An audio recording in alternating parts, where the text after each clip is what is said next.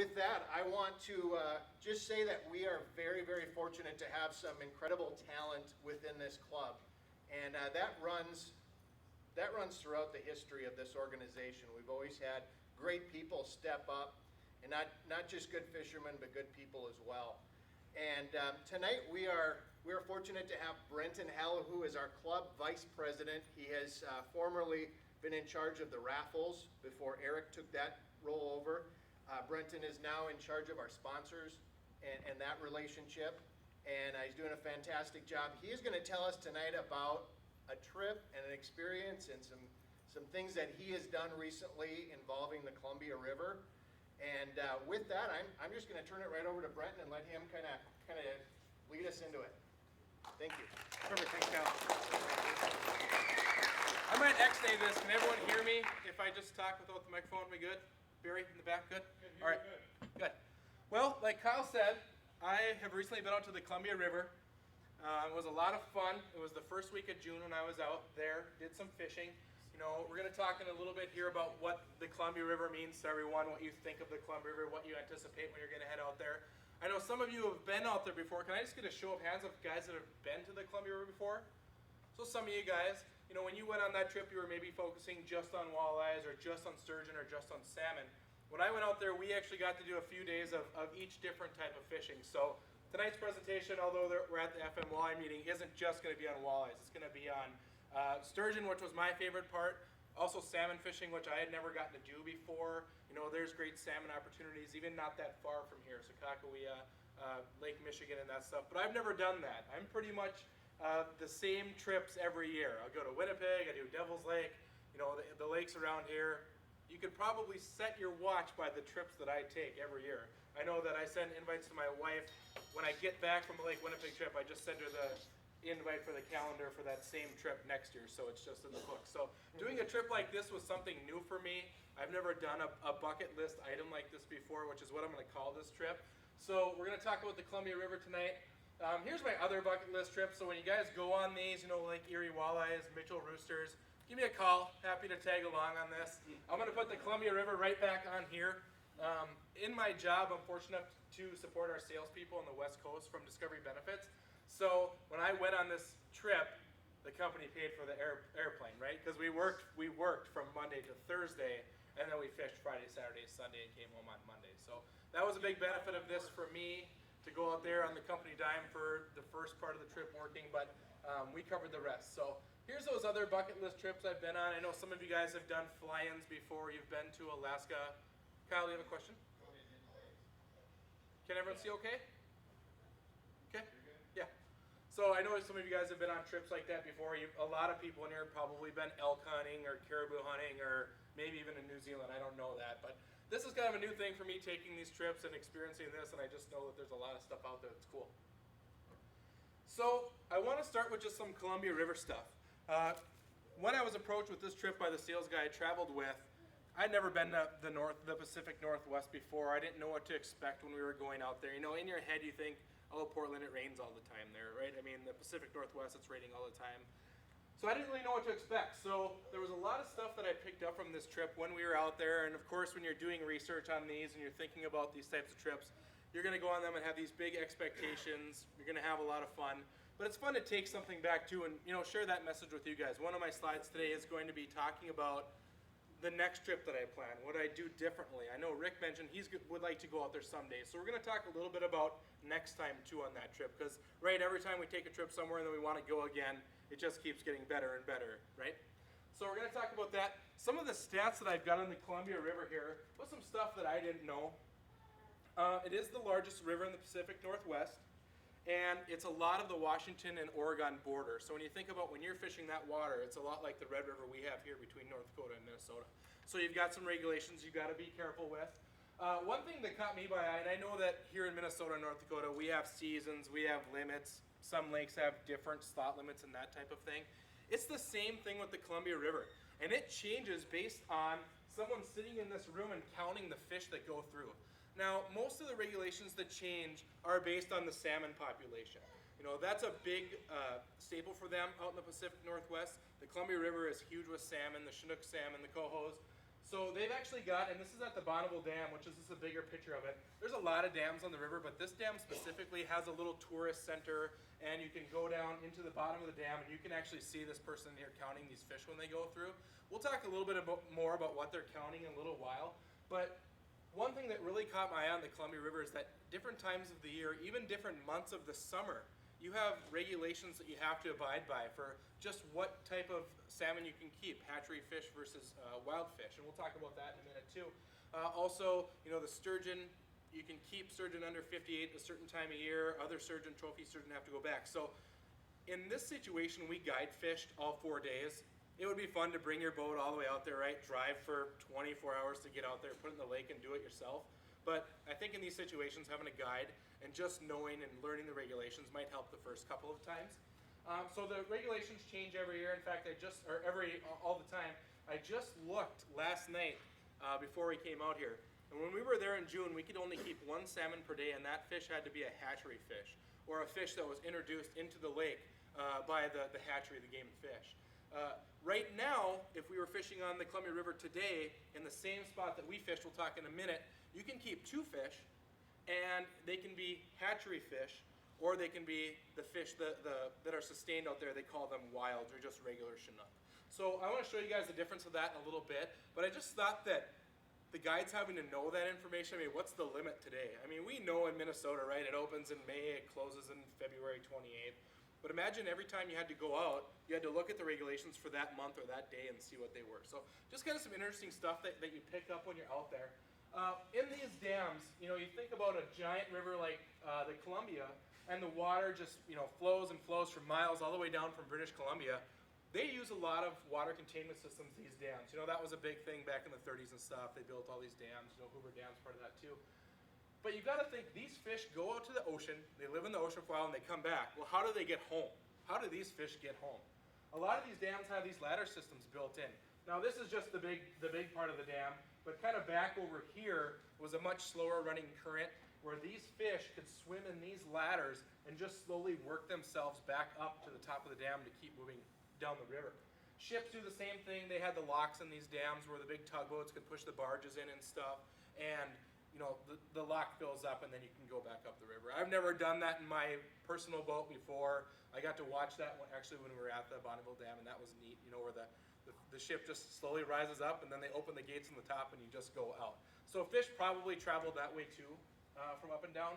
But the cool thing is with this fish ladder at the Bonneville Dam, that's where you can sit in here and look at the windows and watch these fish go by. Now, of course, you're sitting there and you just got done salmon fishing and sturgeon fishing the day before, and then you watch what swims through that thing. And you're thinking, oh my God, I need to move out here. So here's the Columbia River, kind of the best map I could find. Starts here at the ocean. A lot of these fish travel to and from in the river. So they get in the river here, they travel all the way up. Portland is where we were. I'll show a little bit closer map of that. We stayed right in Portland. We fished in Portland for the salmon, and then we got closer to the Dalles and even a little bit further up for the walleyes and the sturgeon. Something that, Tyler's been there before. Some of you guys other guys have been there before. I know Umatilla is kind of a main walleye place where when you think about spring big walleyes on the Columbia River, I think Umatilla is a lot of places where they go. You might watch In Fisherman TV on Saturday mornings. You might see Doug Stange out there riding in jet boats and catching big sturgeon in the mountains and stuff. That's typically on the Snake River here. That's where that Hell's Canyon Lodge is, if you've ever seen that on TV. So just some cool stuff, right? It goes all the way up into British Columbia and into Canada. So huge river. Here's where we were fishing specifically. This is the town of the Dalles. Every day, or when we were sturgeon fishing, we were right in the city limits. We launched right on the highway in the Dalles, and we just drove out. It was probably a 2 or 3 minute boat ride down to where we were fishing. For the walleyes, we actually launched right here in the Deschutes River, and then we went out and fished right around Miller Island here. And there was a bridge up here. I don't remember which bridge it was, but we fished kind of under that bridge like you might do on Devil's Lake. So kind of those current neck down areas and that type of thing. For the salmon, we fished right here in Portland. In fact, the planes that were landing at the airport were flying right over us. So we were right here. There was a bridge that goes on Highway 5 right here. This island right here, I wrote it down. I think it's called Hayden Island. Yep, Hayden Island. So this is a big summertime party island for the people to row their boats out there and speedboats and tent on that island. kind of a little state parky type of feel. And we were fishing right here in a spot, and I'll show you guys a little bit more about those spots that we were fishing in just a little bit. But that's kind of a zoomed in map. You know, if we go back here, I'm only living right here between the Deschutes and Portland, so that's where this map comes from, just the spots that we have. So we go on this trip, right? We're watching In Fisherman all winter long. We're, you know, doing internet research. We're seeing pictures like this of the salmon you're gonna catch, right? You're gonna have to jump in the lake and live with this sturgeon because you can't pick it up and put it in your boat. This is that big 20-pound walleye. So this is what you're thinking in your head when you're going to the Columbia. So we've got all that anticipation, unlimited 15-pounders. I think you were mentioning you caught a 15 and a 14 when you were out there. So 12-foot big white sturgeon, 30-pound king salmon all day long. I think sometimes we've got to remember when we go on these bucket trips that it's still fishing, right? We don't go to Lake Winnipeg and catch 12-pound walleyes all day long. We catch one a weekend, or we don't catch one that weekend. But you go on these big trips and you put it up on the pedestal and stuff, and then you got this giant anticipation. So it's a lot, you know, something that gets you going.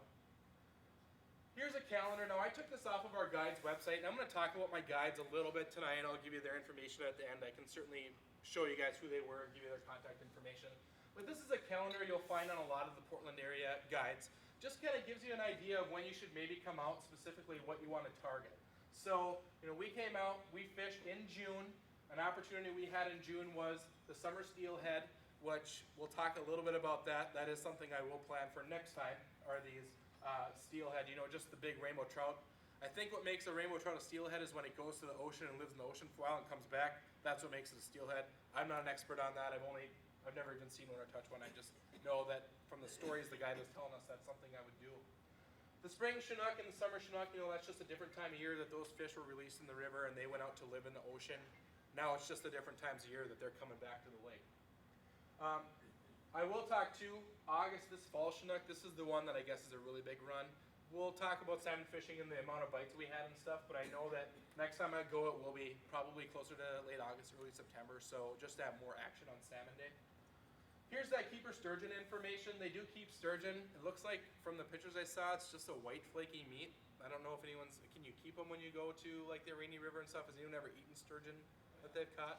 It's just a white flaky meat, No, yeah. it's more of a salmon color. It's almost red. It is, okay. It canned. Okay. I had some smoked and some canned. Okay.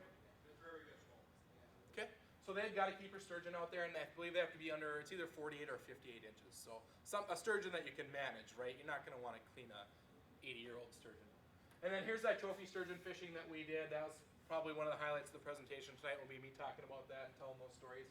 Now my guide specifically, Dave Maroon, he is not a walleye guy.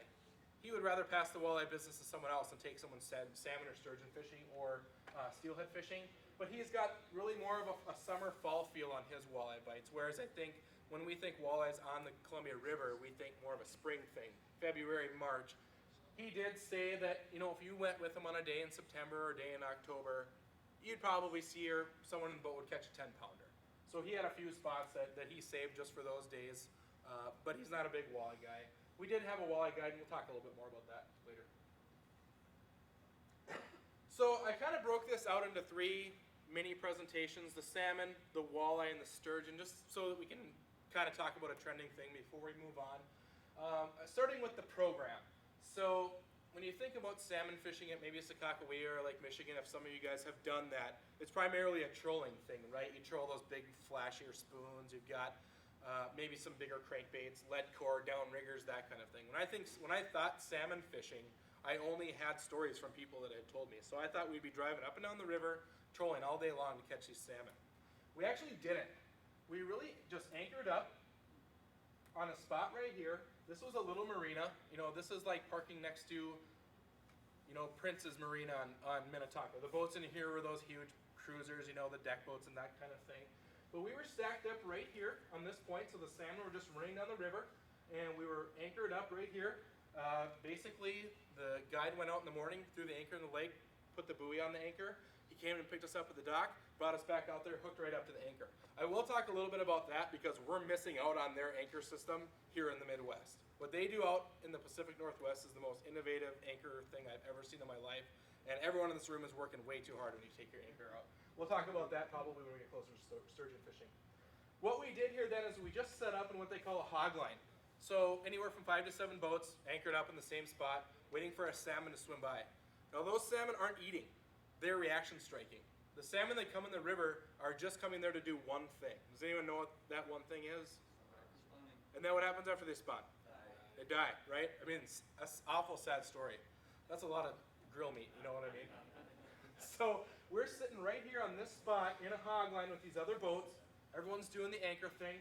When you get a salmon on, well, I should actually probably start here. So we're sitting in the boat, we're chatting.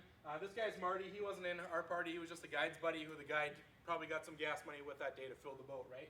So we're sitting in a tiller boat. We got these big captain's chairs, and we're sitting here really in a sense just dead sticking. We're anchored up. We've got the quick fish is the bait we use. We've got the quick fish down in the lake with anywhere from a ½ pound to a 1 pound lead ball. So the guide would drop those down. We had 4 rods in because we can only use 1 rod per person. The salmon fishery that time of year is barbless. So we're talking about a fish swimming by your bait, aggressively hitting it. He's not eating, he's just hitting it because he's mad. And you have to keep that fish hooked up with no barbs in current. So what we would do when we did get a bite, you kind of take your turns in a situation like this. If you pick a rod, it would be my luck where I would pick this rod right here, but this rod I would get a bite on it all day, right? That's no fun. So we would take turns, draw straws or whatever we did, and we would sit here, wait for the bites to go off. As soon as the bites go off, you got to kind of robotic it, right? The other 3 guys grab the other 3 rods and crank them in as fast as we can and get them out of the way. The guide runs in the front and he pulls the strip he pulls the rope on the buoy, and you just float down the river with that salmon. Of course, it's a tension thing, just like anything we do with our fishing. You got to keep the rod tip up, keep the tension on it. He was using some really nice fiberglass rods. They were Lama glass, which I don't know the full story, but I think Lama glass rods used to be part of G Loomis, or I'm not sure how that worked, but there were some pretty fancy custom rods that he had, and they were really soft and really nice for doing this. So he would rip that anchor. The buoy would stay right in our same spot. We would float down the river with the current. We almost get to the bridge that we were at a few times. How fast the current run? I don't know the speed on that, but I'm glad you asked, Kurt, because it would change during the day. Even this far inland, where we were in Portland, our guide was still talking tides, and you could tell when the boat would change. You would see the boat, you'd be sitting in your spot, and you would see the buoy on one side of your spot, and then he would say the tide would change, and the boat moved over. And I'm thinking, holy moly, we're this far, hour and a half, 2 hour drive inland, and we're still talking about tides and current, and those fish reacted to the tides and current. So, I don't know how fast it was going, Kurt, but it was ripping pretty good. We had a ½ pound to a pound lead ball down to hold our, really I want to call this a crankbait, but they don't call it crankbait, they call it quick fish. That's kind of a neat thing too, which I'll talk about in a minute. So we're sitting in the boat, we're waiting for the fish to go off. The guide's giving you a little rundown of what's going to happen on that day. So on we salmon fished for 2 days. The one day was a full day. We fished all day. We had about 7 or 8 bites. So that's not 7 or 8 fish, that's just 7 or 8 bites. That was what the expectation was for that spring, early summer salmon run. Whereas right now, if we went, we might get 10 to 15, 20 bites in a day, which we all want action when we go fishing, right? That's why I'd go in August next time. So we're sitting in here, we're waiting our turns, we're getting our fish, and then the guide starts to pull out his guide stuff, right? You guys all do it. Agrian Brewer use Pro Cure. Some people use only chartreuse, they only use pink, they only use white, whatever. This guy starts wrapping these crankbaits in tuna. Chicken of the sea chunk canned tuna. Like, I had to take a picture of it because I knew I was going to tell this story to you guys, and no one in here would believe it if I didn't have a picture of the tuna on his cutting board and the tuna wrapped onto the crankbait. And you're saying, Brenton, just 2 minutes ago you said these fish aren't eating to eat, they're eating to react. Guys, don't ask me. I'm just out there salmon fishing with the guide. I don't know why chunk tuna makes a difference. And then you start watching the other guys, because why is our boat, and this happened 2 days, and we had heard about this guy before. This guy, in these hogline situations, for whatever reason, gets like 5 to 1 bites on the other side. We're pulling our anchor 7 or 8 times that full day of salmon fishing, and there's maybe 5 or 6 other boats there, and maybe one other boat pulls their anchor 1 or 2 times that day. And I'm not saying each boat gets 1 or 2 bites. I'm saying of the other 4 or 5 boats that are there, only one of those boats is getting a bite or 2 that day, and we're getting 7 or 8. So that's when you're going to start picking up on this stuff. What is this guy really doing? He did a lot of crankbait tuning with these as well. Every time he took it out of the water or he'd put new tuna on them. And actually, that's probably a good transition to the next slide.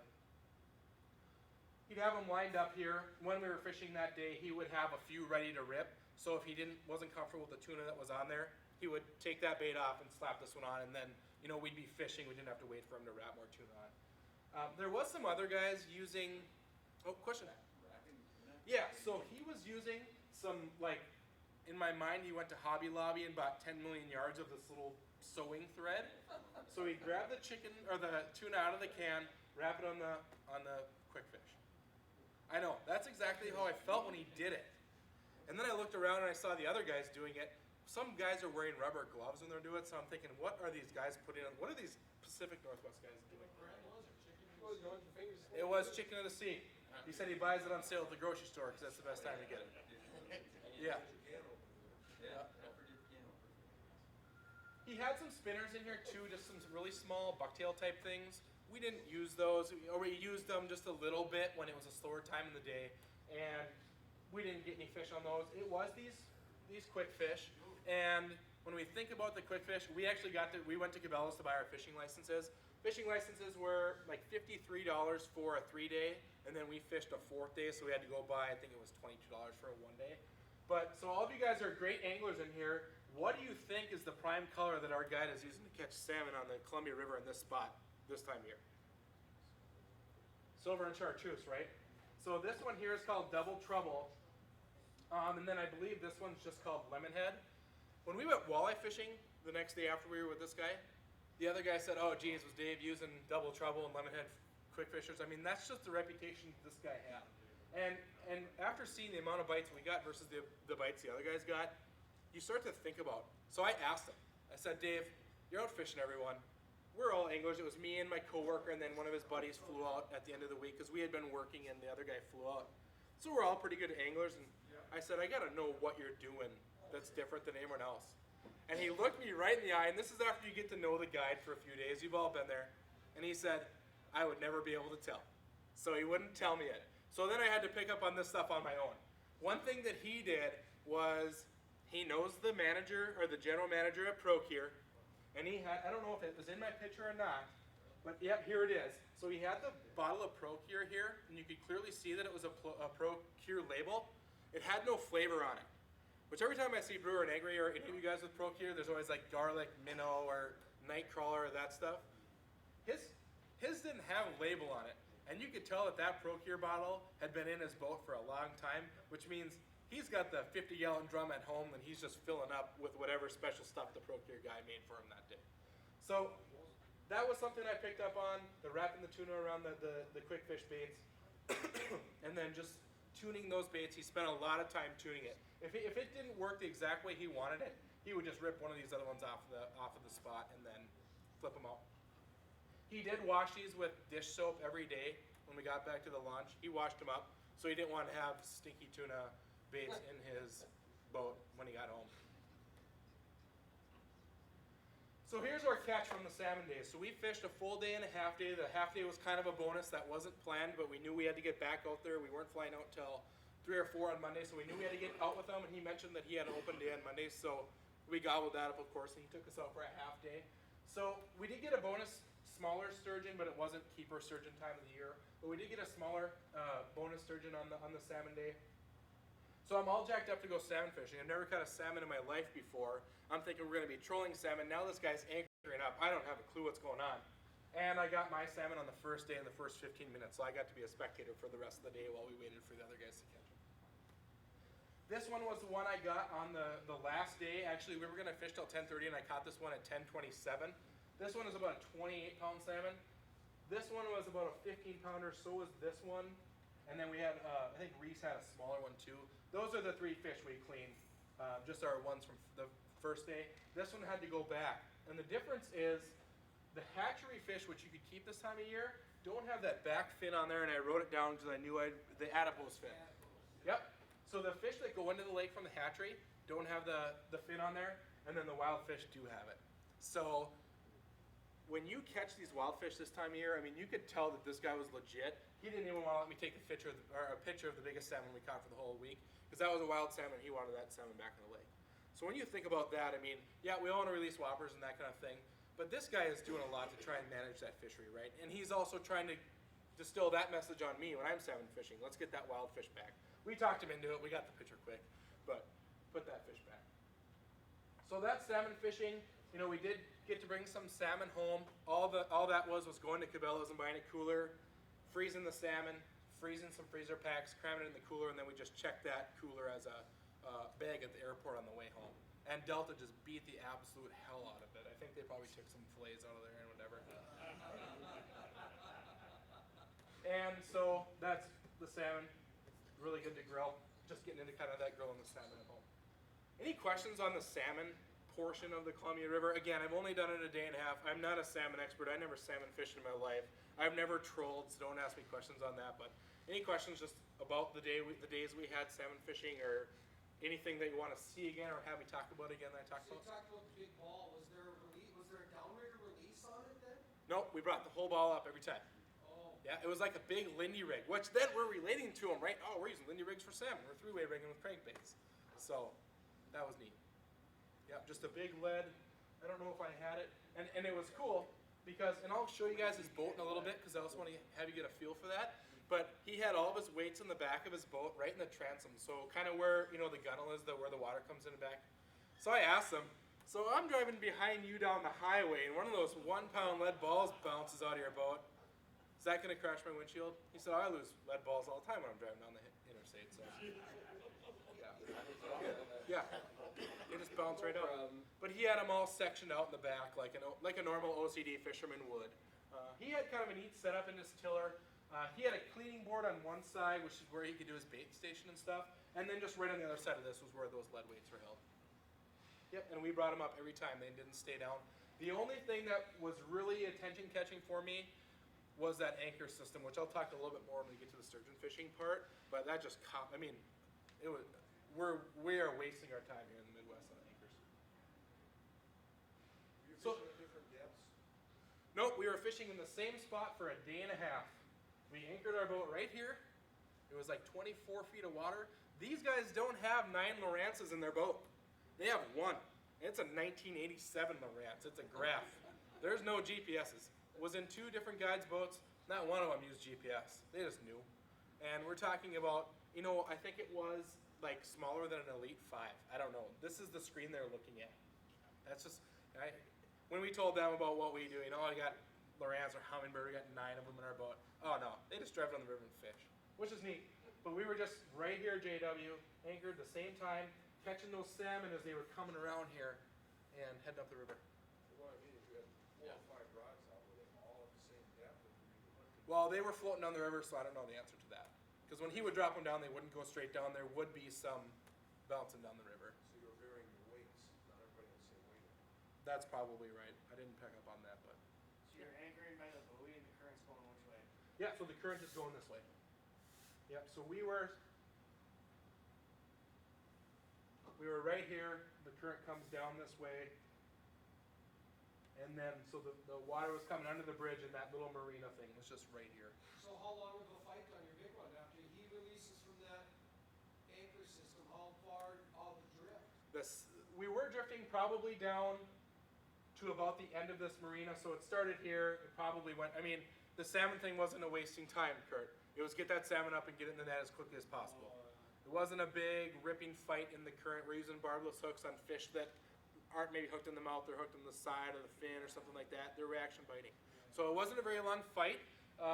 Those glass rods were really nice to fight with. They were probably 8.5 footers or 9 footers. Line counters on the rod. So yep, JW, when we were letting him down, he was looking. So he knew how much line this rod right here had out, that one had out. You know, just little things like that. But yeah, we get down to about the end of the marina. We'd have the fish in the net. When you do catch a keeper salmon, you guys have maybe seen this before. They don't sit that nice for pictures just out of the net, so you got to give them a little lead pipe bonk. So, yeah, they're really great pitcher fish after they've been bonked in the head. But they don't bonk the wild ones; those go right back. This was a battle. Okay, moving on to the walleye program. I wish the walleye program was 5 slides of me showing you guys 15-pound walleyes. It wasn't. It's me showing you 2 pictures, and one has a frowny face on it, which will be the next slide. You know, you're thinking you're going out to the Columbia River, going to catch all these walleyes. You're watching everyone on TV catch them. You know, you Google Columbia River walleyes, you see people like Chemo Gabriel and the glass minnow and all that stuff. Candle was out there earlier this spring. I think he caught some big fish. Nope. We got out there, and I'm expecting to learn this great new technique of how to walleye fish, so I can bring it back here and share it with you guys. And we get in the boat, and he's got crawler rigs tied up. So that was this kind of disappointing for me. So I took kind of a picture. Didn't use any gulp. He was different guide, different mindset. Never used gulp. Never used plastic. The guy digs his worms, and that's what you use in his boat: is worms on crawler harnesses. Same thing. Rigging weed lines, rigging points, just like we would do here. Again, we were in that Deschutes River area. So we launched the boat in here, and we just got out and fished just the weed lines and points around there. There was a bridge up there too that we fished by. So really nothing big for me to share you guys with the walleye fishing, other than don't go walleye fishing in June to the Dalles area. Go to Umatilla or something like that in a different time of year. Of course, you never know when you're going to set the hook on that 15-pounder. We set the hook on 7 15-inchers. We lost probably 7 other fish. We caught some smallmouth bass, and we took those fish up to the local restaurant, and the people cooked them up for us, which was a lot of fun. Scotty. Hey, Brent, did you get a feel for when would be a good time to go to try and catch a 14, 15-pounder? Yeah, so if I was going to go to Portland again, if I got the fortunate ability to go out and meet with our clients and add a few extra fishing days, I would want to fish walleyes in the fall with the first guy we fished with, because he said he has a 10-pound walleye spot, which a 10-pound walleye is fun anywhere. When you're talking 14, 15, 16s, I think that's more of that Umatilla area in early spring. You know, when I follow Kids Tackle on Facebook, they're a Columbia River glass minnow type of thing, and when they're talking about where they're fishing, it's a lot in that Umatilla area, which is further down the river here in this area. So that's what I think. If you're walleye fishing, you're thinking of the big stuff. I don't remember if Johnny was in Portland when he was walleye fishing in this early spring or not, but it wasn't in the first week of June by the Deschutes River. So that was. When I was working at Lund, and that guy caught that 17-pounder, we gave him a set of reindeer, and that was in April. Are you talking about that one I had in my slide, Kurt? Maybe. Was it this guy? No, No. different guy. Okay. I just Google image giant walleye. Of course, it's what you're going to do when you're going on a walleye fish to Columbia River. You're going to Google image and look at all the giant walleyes that you're going to catch. And then when you get there, you're going to have a fish fight. I don't want to rip on the walleye fish in the Columbia River. I'm just going to tell you guys it wasn't a highlight of the trip for me. It was a great day on the water. We fished all day. The weather was beautiful. There was no wind. This is our background when we're fishing. We don't have that on, Cormorant Lake. There's no mountains there or any of that kind of stuff. There's no black-tailed deer. Dave. Brandon, I heard stories of the Columbia River years ago. Guys like Hot Dip Jensen and Mikey Lewis and Tom Backer, they're trolling bomber crankbaits primarily in the middle of the night, full moon. Do they still do anything like that out there? I know that they still do that because I see that on that Kids Tackle page that I watch on Facebook. Okay. This guy doesn't do that. This guy trolls worms. When that guy told 3 young fellows in the boat that are chasing the 15-pounder that we were going to stop for an hour for a lunch, we looked at him and said, we're not going to stop for an hour for lunch. Today, Steve, you're going to eat your lunch on the go because we're trying to get the 15-pounder. But, yep, I know that's still a thing because I still see those big walleyes. I know specifically, though, Dave, that glass minnow, which looks to be just a jig with a fuzzy tail on it, is a lot of what that Kids Tackle Facebook page that I follow does. But they have lots of sunlight, or sunset and night pictures on their Facebook in that early time of year that they post. So, and they're not in Portland, they're further east. Do you have a picture? What's this glass minnow? What is that about? I could show you later. It's just a, I should Google it up. yeah, It'll work on Cormorant. it'll work on I'm Cormorant. gonna have a box full of Cormorant. Yeah. So, yeah, there's my frowny face, guys. Again, I don't want to write off walleye fishing out there. We have great walleye fishing around here. You know, I was on the radio with Scott and Kyle on Saturday, and Scott made a good point. You know, we can get 10, 11, 12-pound walleyes within 3 hours of our house right now. Lake Winnipeg. we could go a little bit further to Lake Erie. So the Columbia River at one point, and it still is a trophy walleye fishery, and I don't want to take anything away from it, but in the first week of June, I think next time I would try maybe steelhead or something different like that. But how do you know unless you do it, right? Because in your mind, you're thinking 15-pound walleye all the time. All right, so here's probably the highlight of the trip. This is where I've never been tested so much mentally or physically from these white sturgeon.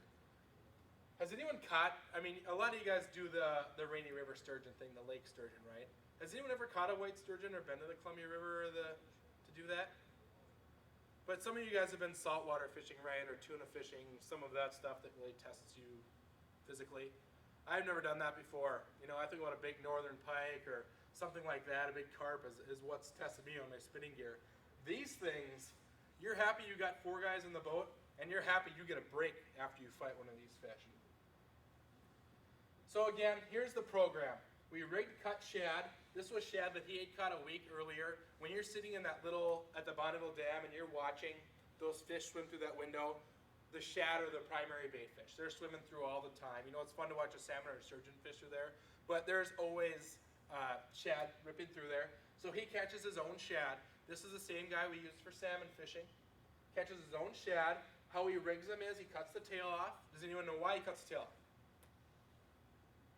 This is something that caught me by surprise because I'm thinking, why the heck would a sturgeon eat a fish with no tail? Because all the other fish have tails, right? Cut the tail off, then the bait doesn't flip in the current when it's sitting down there on the bottom. So something that caught my attention there. He cut little slits in there and he just tied up, you know, we used braided line all the way to the hook on these. It was a single hook, it wasn't a circle or anything, it was a single hook. So he cut it up and then he would just wrap the string in there, twist it, wrap it in there. And again, we're just rigging these right on the bottom. When we were up at the Dells, the current was pretty heavy, so he was using a 2-pound lead ball. We were fishing, here's the town of the Dells right here. We were fishing in this deep hole right here, anywhere from 150 to 180 feet. This guy speed dropped the lures down. Never seen anything like this. When you think about casting out or letting your bait go out in the current, for this type of fishing, he did not do that. Once we'd get a fish, or when we first got set up, he'd drive over here. He would say, Brenton, let your line down. You'd let your line down and speed and free spool it. Then he'd drive back here in his boat at like full bore. You know how tiller guys drive. You see Brewer driving. Drives back here full bore. You're holding your rod up, trying to keep the rod out of everything, your buddies and the prop and all that stuff. Drives back here. You know, next guy, drop yours down. Then he drives over here. Next guy, drop yours down. Full sport. And then we get back to the anchor and do that. I've never seen anyone. I mean, the guy was nuts, but it was quick, right? We've got 4 guys free spooling their line down. We're getting to different spots on this big hole. And there must have been sturgeon laying on top of sturgeon, laying on top of sturgeon in this hole.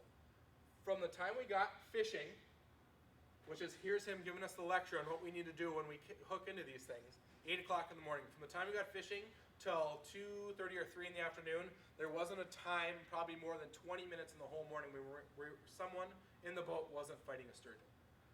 So 4 guys in the boat, which, yeah, I want to catch as many sturgeon as I can in a day. No, I'm fine with 2 and everyone else catching 2, because after I catch one, I'll show you guys in a bit what that's like. I want to take a break. So same type of thing, we're sitting in the boat, we're taking our turns, right? These 2 back guys, this guy's got these 2 rods, this guy's got these 2. You would think big 10.5, 6.5, 7-foot sturgeon, let's get those rods in a rod holder, because I don't want to throw my $300, $400, $500, $600 combo in the lake, right? Nope. Just let them sit off the back of the gunnel here in a tilted up rod holder. You know, the guy's wearing his coat that he got from 1975 for his confirmation. And these sturgeon, you would think in your mind, would suck that rod all the way into the lake. Nope. When that sturgeon's on, just the rod tip is just barely moving.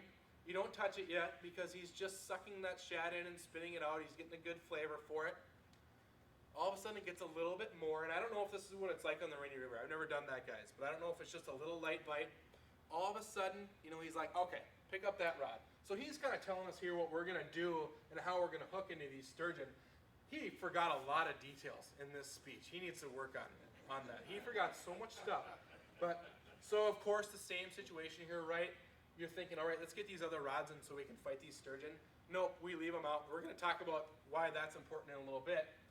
So he's got his rods just sitting in those, those plastic rod holders. They're not clipped in or anything and clipped to the boat. They're just propped in the rod holder. You see the tip go. Okay, now you grab that rod. All right, what am I waiting for? Well, you're waiting for just the weight to go. It's not like a tap weight.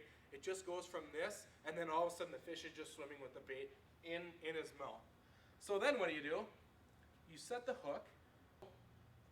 When you feel that fish pulling your line down the river, then you go like this.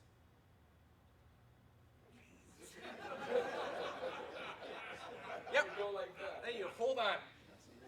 And that's what it's like. So here it is again, me making a complete double hook set fool of myself.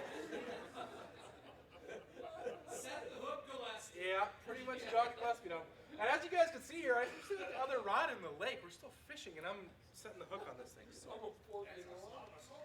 yeah. That's a nice way to say it. All right. Yeah, it's pretty great. Looks like you were expecting to come back a little more when you said that.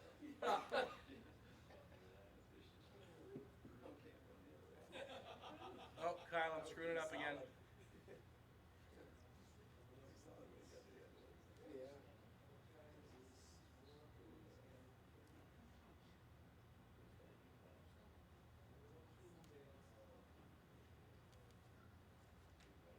Yep, I think so. All right, so that's the Epic Columbia River hook set. A lot of people like that stuff when you put it on Facebook, and you look like a complete idiot when you're doing it. Okay, so here's set the hook and hang on. We're talking about 30, 40, 50 minutes of fighting these fish. And then the guide says, when this guy's fighting, when he says, oh, there's a fish on that other rod. Everyone on the boat's looking at the guide like he's crazy. We're gonna fight 2 of these fish in the current at one time? Yeah, we fought doubles that day 4 times. One double, Reese actually got the biggest fish of the trip. He got a 10.5 footer. When that fish bit and Reese set the hook, the guide's like, that's gonna be a 10 footer.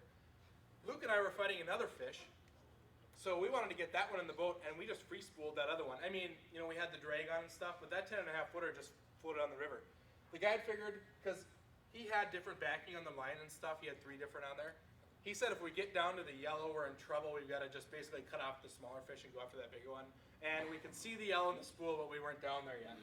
So fighting these fish again. He's got the belts, that you wear. You're trying to not be so fatigued. Of course, we're trying to reel it in as fast as we can because we're young guys, and that's what we want to do. And then this older fella, Marty, that was with us, he'd done it before. He's the pro, right? Just nice and steady. He wasn't sweating or anything when he got done. That's what I look like when I'm trying to fight these damn things. At this point in my life, I wasn't sure if I wanted to white sturgeon fish anymore. In fact, I wasn't sure if I was just going to let this rod go for the day and we were going to call it. The first few fish that we fought that day, Luke, Reese, and I, we tried to take turns. Hey, I'll fight it for 10 minutes, you fight it for 10 minutes, and we'll kind of call the fish ours, right? And then after we saw Marty, the older fellow that was with us, do it, we weren't going to be taking turns anymore because that guy set the precedent. Again, he's the neighbor of the guy that we were with. He set a cool precedent. So yeah, this is me just basically screaming like I don't want to do this anymore. But then you've got that mental, you wanna catch it. So this is what it's like when you're done. It's really, really like, yep, you 3 go. I'm gonna be up in the bow because these guys don't use the bow for anything. They're anchored up. We're fishing out of the back of the boat down current. So nice place in the bow of the boat to lay down. We had some Coors Lights with. Shut your eyes for a minute. Think about if you really want to set the hook again on another one. I've got a few fighting videos here. Again, I'm kind of unsuccessful in my videos today. When we were fighting these fish, you'd be fighting, and all of a sudden you can reel, and you're thinking, did I lose my fish? What's going on here? Well, you can see the line, and maybe they do this on the Rainy, again, never been there. You can see the line coming up. And you're thinking, is this fish gonna come up and eat me? No, they come up and surface. It's really neat. Let me pause this.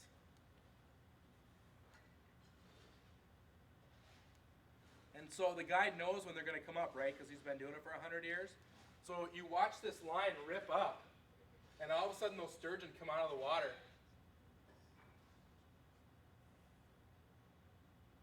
just like that. So you're thinking you've been fighting this fish for 20 minutes and he's gonna be right under the boat, and you look and that fish is still 300 yards away from you. That fish has got a lot of water to swim to before you get that fish back to the boat. So Brendan, were you guys not releasing from the anchor when you guys hooked up? For the first few we didn't. When we had 2 fish on, we would. Yep. My buddies were out there and they've done it twice, and I know they were saying that they would always release from the anchor. So I was just kind of wondering if you guys were doing the same. 'Cause yeah, between the wind and the currents. Yep, and I had another video of a much better jump than that. Maybe have Kyle help me get that up in a minute. But yeah, so you can watch that line come up, and then everyone just stops because they want to see where the sturgeon is, because you're looking right in front of you, and then you just barely see that sturgeon jump up. But we did have one that jumped right next to the boat, so that was a lot of fun. We got to see that. We have a good video of which I'll have Kyle help me get up in a minute. Here's just a video of, kind of what I did here. Was pretty new at this, hadn't done this before, hadn't had my chance for the day.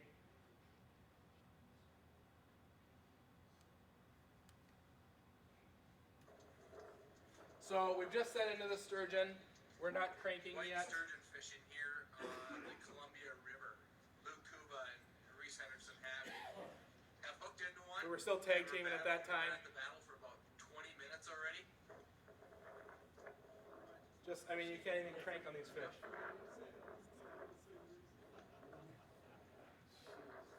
Yeah. So just an epic battle, right, on these things. And I've never been saltwater fishing before. Never caught tuna or anything like that. So just I did not expect that. So after I got them, I was a complete mess. But then you got the reward, right? So you've got these giant fish. You can't lift them into the boat. They're too big. Not the greatest pictures. Bring a selfie stick if you ever get to do it. Or just jump in the lake like that one guy did. All 3 of us now, almost on a weekly basis, we text each other and we say, why didn't all 3 of us get in the lake with that 10.5 footer? It was nice out that day. It was 65 or 70. You're just going to jump in the lake and take a quick picture. When they spin them back over like this, those fish are gone. There's no holding on to them. The guide probably told him, quick, flip it over. I bet that fish was already swimming when it was going. Again, I don't know if the lake sturgeon are like that or not. So they lay fairly dormant when you got They don't them move at outside? all when they're upside down. They don't move at all. You can stick your whole hand in the mouth, because we were using just a single J hook. It wasn't a fancy hook or anything like that, but it was like, like the hook we use when we do our youth education classes, where we got the big hook. That's what it was like. But yeah, you can stick your hand in their mouth. They didn't swim or anything. As soon as you flipped them over, they were gone. And then of course the guy thinks it's funny because he's done it 10,000 times. So he's like, hey guys, you got to check this fish out when I flip it over. What's the first thing the fish does when he flips it over? Splashes everyone in the boat, river water. So fun way to get everyone. This was that 10.5 footer. Again, that thing was probably 400 or 500 yards away before we even started fighting it, because we had another one on at that same time. 10.5 footer estimated weight? 400 pounds, 450. Yeah. He had a 12.5 in the boat the week before we got there. Same spot. Yeah. So we caught 8 sturgeon that day between 6.5 and 10.5 feet. Yeah, it was super fun. Wait. What's that? You can't keep these fish over. These are trophy sturgeon. These need to stay in the water. Yeah, there is like I said earlier, there's an under sturgeon season. I gotta remember what that was. So keeper sturgeon, January to May, you can keep sturgeon. But anything after that is the trophy fishing sturgeon. Yeah, so that was a lot of fun. I'd never experienced anything like this. I don't know if I could do this 2 days in a row. I'd want to have 4 guys in the boat. There's no way one guy could fight 8 fish. And of course, he set the expectation we'd catch anywhere from between 3 and 7 sturgeon that day, so he was very close. It's a pretty high success rate on the hook set. Once the fish are biting, as long as you wait to that point where they're pulling it down the river, you're probably going to get that sturgeon. And we didn't lose any sturgeon. Yep, Kurt? Now, are you using spinning reels or are you using level ones? No, big bait casters. Big bait casters. One of the rods he did have, which is something I've never seen before, actually had roller guides on it, which was neat. I wonder if, I think maybe it was this one right here, had the roller guides on them. So, Yeah, really neat stuff. Again, we all caught 2. Reese actually caught 3. He caught the biggest, and then he caught a smaller sturgeon that day too. I didn't take any pictures of that one, but a lot of fun. Something that I would strongly encourage. You know, you can do this up in the Hells Canyon too. When you see Doug Sting, you do it on TV. But we were 45 minutes from Portland. We're catching these big sturgeon, and you could actually catch them down in the area where we were salmon fishing. This is a Saturday. And everyone in here is like, if I lived in Portland, I'd sturgeon fish every Saturday. Yeah, we're the only boat we saw in the lake the whole entire day doing this. You know, you think about the spot that we were fishing is not hard to find on a graph. You know what I mean? This is a big area. Where would the sturgeon be? Right in this giant hole. You know, that's about what I know about sturgeon. We were the only boat there. We never saw another boat. The only boats or the only traffic we saw was tugboats pushing barges up and down the river. I know when my buddies did it, now they were talking that they were really ripping currents. So from when you were salmon fishing to the sturgeon fishing, how much a different current? Much, much more. Yeah. And the weirdest thing I've ever seen, because you would think you're in, and I am not a big mountain guy, guys, so just know that.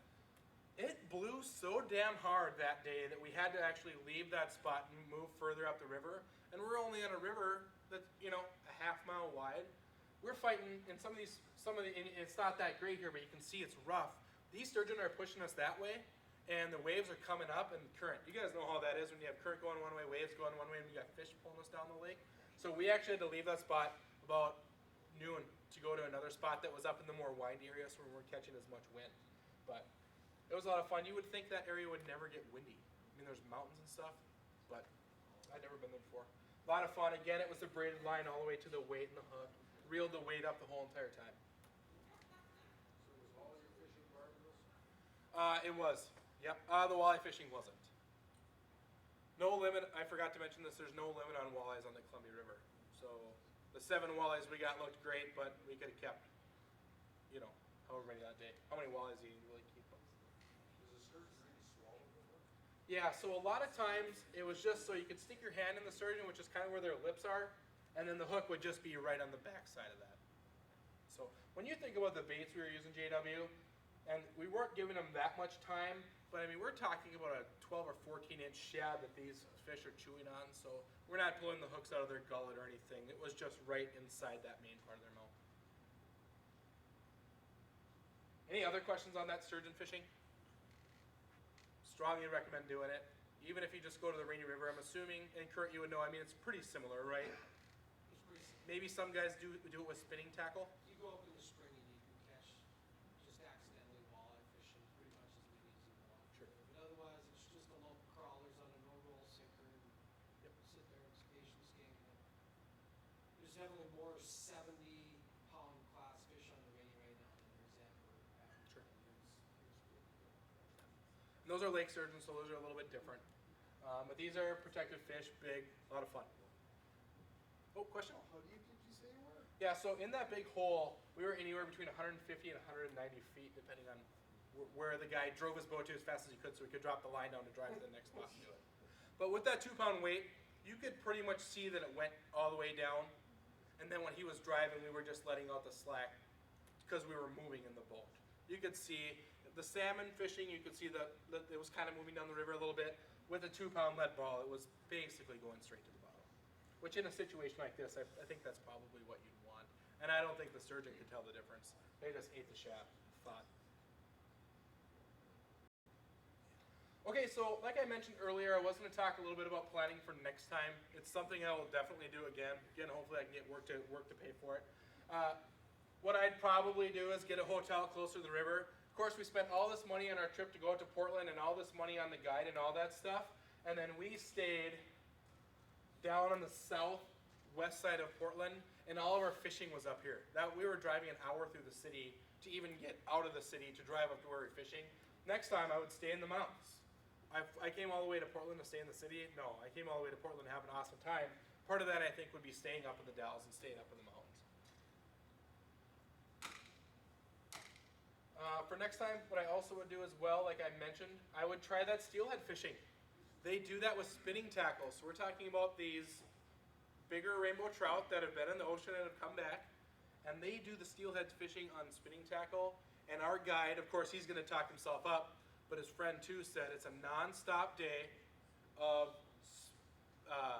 steelhead action on spinning tackle. So catching fish all day that want to rip your arms off just sounds like a fun time to me. In the early spring, they actually do that via drift boats down some of the rivers. So the John Day River and some of the other rivers, they drift down, use a spinning tackle, and catch those steelhead. Again, like I said, I'd go late August because I know it's a faster salmon bite, and you can keep a few more fish. You can keep the wild and the hatchery at that time. Like right now, like I said, you can keep 2. When we were there, you could only keep 1. It was a hatchery fish. And then I would definitely bring a selfie stick, or I would just jump in the lake with those sturgeon next time. I mean, when are you going to ever in your life see a 10.5-pound sturgeon? Get in the water with that thing. Let's take some fun pictures like that one guy did. Here's the guides I used. Steve was our walleye guy. Again, we were walleye fishing in June. We had great expectations. It wasn't that great. Dave was our salmon and sturgeon guy. This other fella, his name was Touche. I never did catch what his first name was, but he's another really good walleye guide in the area that we were at. So we're told. We didn't use him, but I just grabbed his contact information as well. And that's that. Any other questions? The anchor. Oh, yeah, the anchor. Yeah, thanks for bringing that up. I talked it up and then I didn't even talk about it, right? So, and maybe you guys are using this, and I don't mean to call everyone out on that, but this just seems like a really good idea when your anchor is just connected to the buoy and you can just leave it whenever you want, and then when you're done doing what you need to do, fight your fish or whatever, you just drive up and clip this rope right back onto the bow of your boat. I don't know, Kurt, are they leaving the anchor up at the river right now, or does someone have to be in the bow of the boat picking that up when someone's fighting the fish in the back?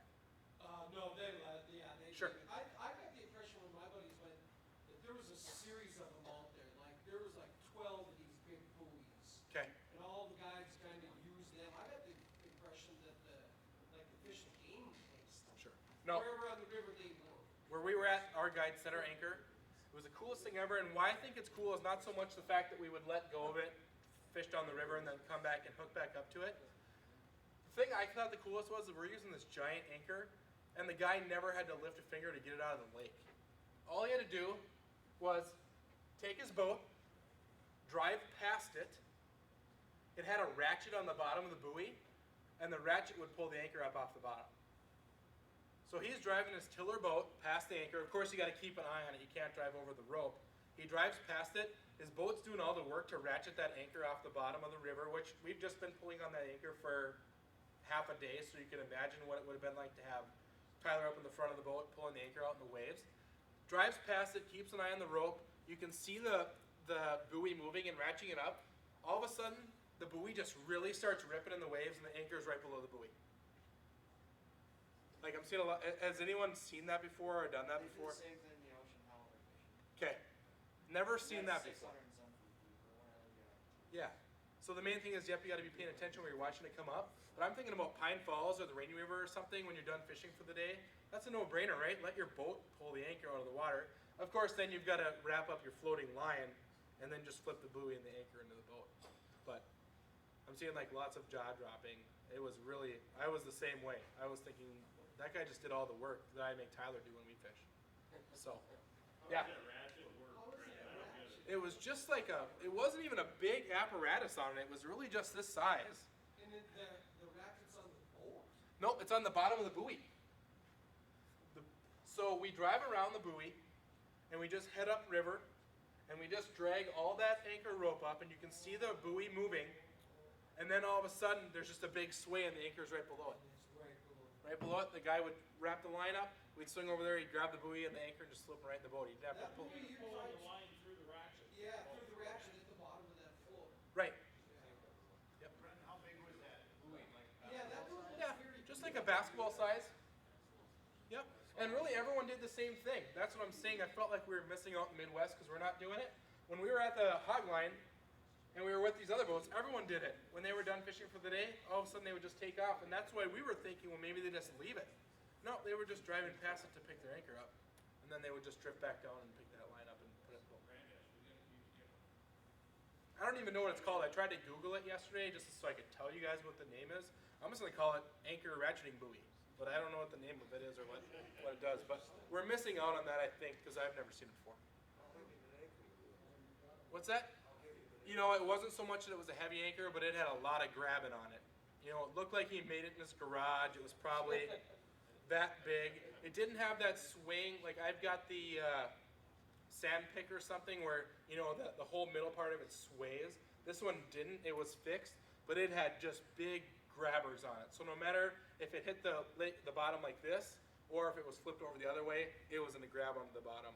And he never had to like reset it or anything. Once he put it down, it was just down. So can you leave your anchor out, or you have to take it in every night?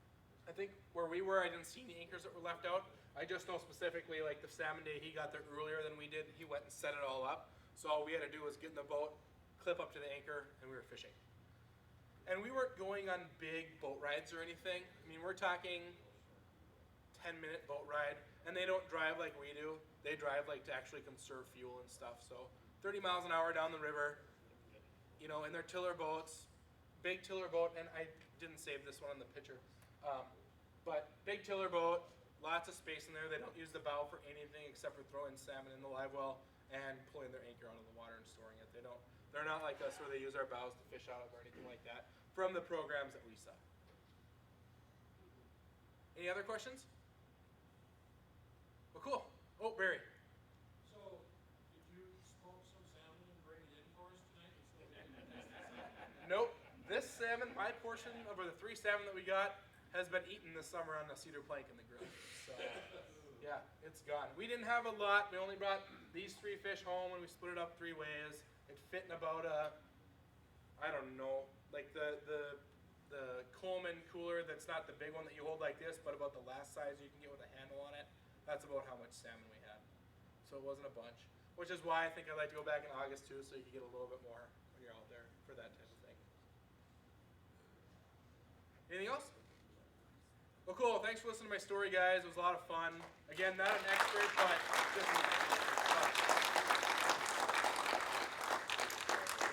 Thank you, Brendan.